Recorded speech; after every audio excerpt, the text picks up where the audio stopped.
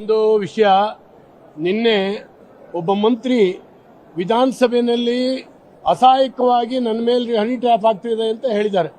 ಇದನ್ನ ಒಂದು ಸರ್ಕಾರ ಗಂಭೀರವಾಗಿ ತಗೊಳ್ಬೇಕು. ಇಡೀ ಕ್ಯಾಬಿನೆಟ್ ಅವ್ರ ಪರವಾಗಿ ನಿಲ್ಲಬೇಕಾಗಿತ್ತು.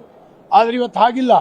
ನಿನ್ನೆ ಮುಖ್ಯಮಂತ್ರಿಗಳು ವಿಧಾನಸೌಧದ ಒಳಗಡೆನೆ ಚೇಂಬರ್ನಲ್ಲಿ ಇದ್ರೂ ಕೂಡ ಈ ಮಾತುಕತೆ ನಡೀತಾ ಇದ್ದಾಗ, ಚರ್ಚೆ ನಡೀತಾ ಇದ್ದಾಗ ಮುಖ್ಯಮಂತ್ರಿಗಳು ಒಳಗೆ ಬರಲಿಲ್ಲ. ಇವತ್ತು ಬಂದು ಹೇಳ್ತಾರೆ ರಾಜಣ್ಣ ಕಂಪ್ಲೇಂಟ್ ಕೊಟ್ರೆ ಆಕ್ಷನ್ ತಗೊಳ್ತೀವಿ ಅಂತ. ಇಷ್ಟೊತ್ತು ರಾಜಣ್ಣ ಕಂಪ್ಲೇಂಟ್ ಕೊಡಲಿಲ್ಲ. ಯಾಕೆ ಕೊಡಲಿಲ್ಲ ಅನ್ನುವಂಥದ್ದು ದೊಡ್ಡ ಪ್ರಶ್ನೆ. ಇವರು ಹೈಕಮಾಂಡ್ ಇಂದ ರಾಜಣ್ಣನ ಮೇಲೆ ಏನಾದರೂ ಒತ್ತಡ ತಂದು ರಾಜಣ್ಣ ಕಂಪ್ಲೇಂಟ್ ಕೊಡದಿದ್ದ ಹಾಗೆ ಮಾಡಿದ್ದಾರಾ?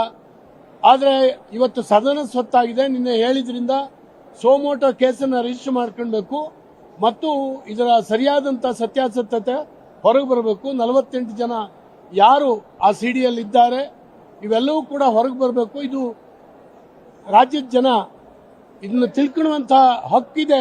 ಇದಕ್ಕಾಗಿ ಸರ್ಕಾರ ಅದನ್ನು ಹೊರಗೆ ತರಬೇಕು ಅಂತ ಹೇಳಿ ನಾವು ಒತ್ತಾಯಿಸ್ತೇವೆ.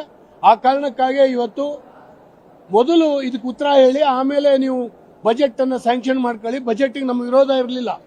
ಫೈನಾನ್ಷಿಯಲ್ ಬಜೆಟ್ ಅನ್ನು ನಾವು ಅದನ್ನು ಮುಂದುವರಿಸಿಕೊಡ್ತಿದ್ವಿ, ಸಹಕಾರ ಕೊಡ್ತಿದ್ವಿ. ಆದರೆ ಇದನ್ನ ಬಹಳ ಲಘುವಾಗಿ ತಗೊಂಡಿದ್ದಾರೆ. ಇದು 224 ಜನರ ಸದಸ್ಯರ ಮರ್ಯಾದೆ ಪ್ರಶ್ನೆ ಮತ್ತು ನಮ್ಮ ಸಾರ್ವಜನಿಕ ಮೌಲ್ಯಗಳನ್ನು ಎತ್ತಿಡಬೇಕಾದಂಥ ಒಂದು ಸರ್ಕಾರ ಇದನ್ನು ಲಘುವಾಗಿ ತಗೊಂಡಿದೆ ಮತ್ತು ಕ್ಯಾಬಿನೆಟ್ನ ಒಳಗಡೆ ಎಲ್ಲವೂ ಸರಿ ಇಲ್ಲ ಅನ್ನುವಂಥದ್ದನ್ನ ಇದರಲ್ಲಿ ತೋರಿಸ್ಕೊಟ್ಟಿದೆ. ಬಣ ರಾಜಕಾರಣ ಇವತ್ತು ಹೊಡೆದಾಟ ಆಡ್ತಾ ಇದ್ದಾರೆ ಮತ್ತು ಕರ್ನಾಟಕದ ಅಭಿವೃದ್ಧಿಯನ್ನ ಮರೀತಾ ಇದ್ದಾರೆ. ಇದನ್ನು ಖಂಡಿಸ್ತೇವೆ.